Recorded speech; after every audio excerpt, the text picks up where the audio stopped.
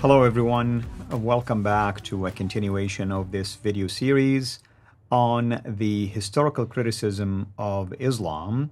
And last time we talked about the problem of the sources, meaning the sources that allegedly support the existence of something called the standard Islamic narrative. Today we're going to continue with that theme, which is the problem with sources, and we talk about the witnesses, and we want to see when did these witnesses live? With me here in studio to answer that question is our dear brother, Dr. Jay Smith. Dr. Jay, welcome back. Thank you. Thanks for So what are we going to say about these witnesses for the sources or the early Islamic narrative, technically speaking?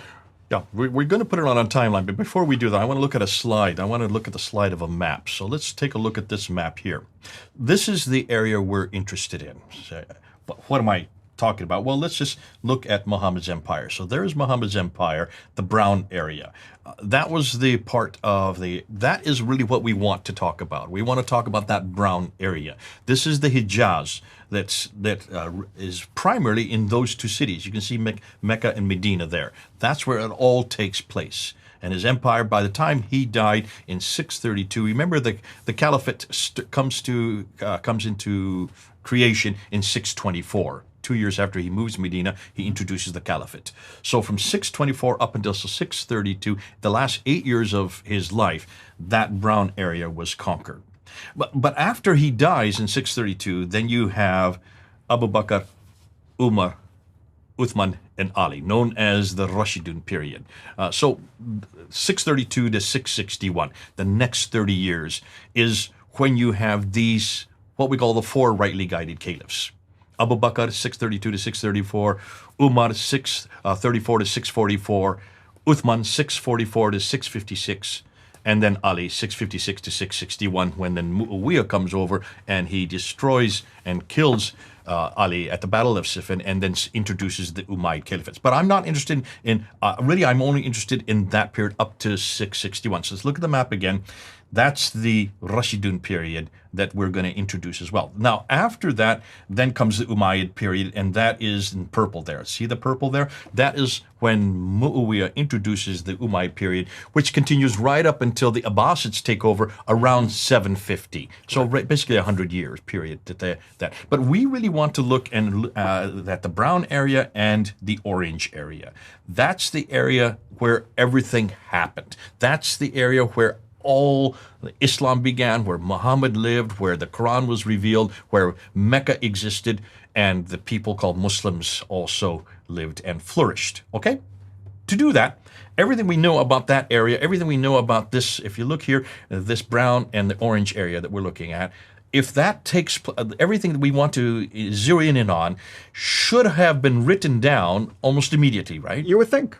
And we've said that. This is the problem. We would want people who were there. We would want people who lived in that area. We would want in this area here. We would want people who actually knew Muhammad, saw what he did, heard what he said, to have written down so specifically, because the standard Islamic narrative assumes that. You assumed it when you were growing up. I assumed it my whole time that I was studying Islam. But this is what we need to look at. So let's look at the next slide, because the next slide then shows us the problem. So let's start. This is a timeline, and this is what Muslims haven't done. This is what I wasn't shown, and you need to see this. Everybody needs to see this. So according to the standard Islamic narrative, and this is their story, this is what everybody's known. Muhammad was born in 570. He then, he's there in Mecca. He was born in Mecca. He starts receiving his revelation in 610. There in the Hira cave, according to the standard Islamic narrative. This is not my story. This is the standard Islamic narrative story. This is the traditions. This is the historical account according to Islam. And then in 621, he is asked to get up and go on the back of the winged horse called the Burak to fly up from Mecca up to Jerusalem, where he then ascends the seven heavens to receive the five prayers. Comes back down, that's known as the Mi'raj. And that happens in 621. In 622, then, he moves from Mecca to Medina, known as the Hijrah, and that's where he starts, really introduces himself as the arbiter between man and God, introduces the constitution of Medina, has that problem with the Jews, and destroys and eradicates all the Jews starts to eradicate all the Jews. And then in 630, he then comes and he conquers Mecca without firing a shot. He just takes over Mecca. And then he dies in 632. And so that is Muhammad's life. Now, I'm just giving you the bare bones. I'm just giving an overview because we just don't have time to unpack it more than that. But that's everything you've been told, right? That is absolutely correct. Okay, so you've known this. This is nothing new. Everything I've seen, you have assumed is correct. And any Muslim, whether East or West, when they go and read the Islamic sources, these are the events and dates that will be mentioned to them. Okay.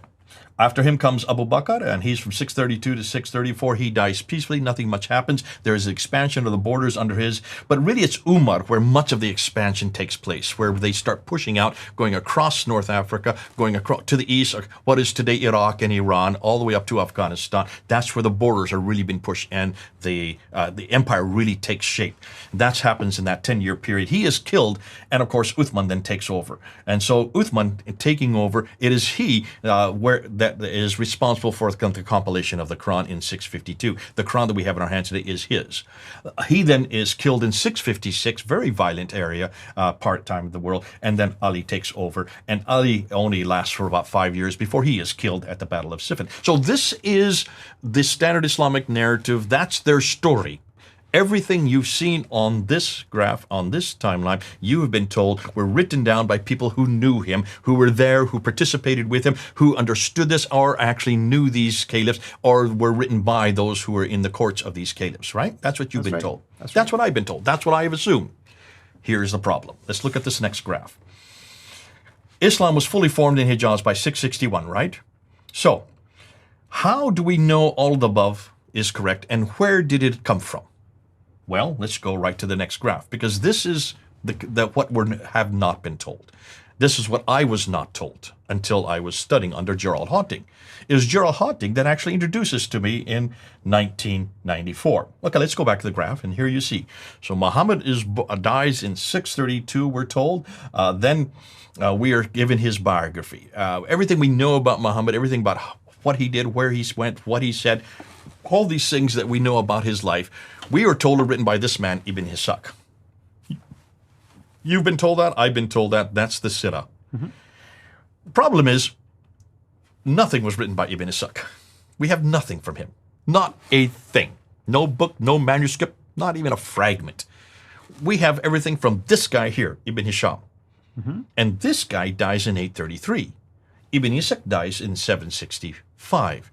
So we're talking about roughly, 70 years later that we finally get his material. Now, Ibn Hisham does admit that he takes something of Ibn Ishaq and throws the rest away. So let's just get rid of Ibn Ishaq because he really doesn't figure into this whole narrative. It's Ibn Hisham we should go to, or Al-Waqidi. That's another name we should put up there because they are the two that write and compile the life of Muhammad. Right. One talked about his life in general. Al-Waqidi focused on his campaigns. His campaigns. And these are military campaigns. Right. These are very violent, especially between 624 and 632, the last 8 years of his life. But that's not all. In fact, most Muslims, when you talk about it, when you were a Muslim, to know what you were to do, you didn't really go to the Sirah, you went to the Hadith, didn't you? I mean, usually, because it's much easily accessible.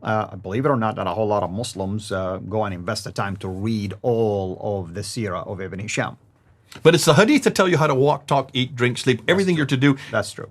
24/7 is from the Hadith. So if you look up on the timeline there, I've got the Hadith in blue, okay? So when were they written down? Because they are much more comprehensive. They are more important for Muslims because that is how they're to live. They're to follow what Muhammad said. So who is the first one to write the Hadith down? Now, well, we know of Bukhari. Okay, and you've always assumed Bukhari was there with Muhammad to know what he said, right? Well, I mean, either there with Muhammad, or at least I assume that the people who reported to him somehow were connected to Muhammad, or there's eyewitnesses, technically speaking. Okay, well, look at where Muhammad died. These are all death dates, by the way. Just so everybody knows, I always put the death date because that's how we do it in academia. You always put the day he died. Now, that means that he did not write everything on the day he died or the year he died, probably in the earliest 20 years before he died. But the reason we put the death date, because that would be the last revision. That would be the last canon of his writings. Could not be after that. It would have to be either 870 or previous 25 years before that. So let people look 240 years. Okay, we're getting to that. Hold on, Your Honor, you're I'm jumping just the trying gun. to point people Well, hold on, we're going to get why to that. this is, well, I'm Just put the interacting dates here down. with the data, right? Good man. Good man. Yeah. It's not just Al-Bukhari we know. We also have Sahih Muslim writes another hadith. We also have Al-Tirmidhi. We also have Ibn Majah. We also have Abu Dawud. And we have An-Nasai. These are the 6 authoritative hadith. For the Sunnis. For the Sunnis, not for the Shiites, for the Sunnis. And remember, Sunnis make up 90%. So the majority of Muslims look at these dates, look at these individuals, look at this material. This is the hadith right here, okay? So that is absolutely sacrosanct, but look at that. We're going to get to the dates now. I just want to put them up there in the timeline. There's still 2 more genres that we need to look at. One is the tafsir, and the other is the tahrikh. We might want to do that in the next part. Okay, we'll do that in the next part because I just want to point them up there. That's Al-Tabari. All right? Let's then come back and let's unpack what you were trying to get at because that is highly important. Yeah. And that's what I'm trying to say here for everyone. I mean, Jay is not just putting dates just for the sake of showing you dates. If that's the case, I mean, we're back again to square one, which is we're agreeing with the standard Islamic narrative dates. No, we're putting the dates here to show you the gap, the lack of physical eyewitness that could be collaborated with these dates. And this is why it's problematic. This is why it's damaging. And as we continue in this series, you'll see also the lack of sources to back up these things, the lack of tangible evidence, manuscript evidence, and many other things that could collaborate, support the standard Islamic narrative. So that's why we're calling it the problem with the sources. Until next time, have a blessed day. Thank you for watching this video. Be sure to like and subscribe to our channel Sira International and click on the bell so that you receive notifications whenever we publish a new video or go live. I would also like to appeal to you to consider becoming a Patreon patron by clicking the link right below. By doing so, you can give towards the production of these videos. There are also other options for you where you can give to our channel. I thank you from the bottom of my heart.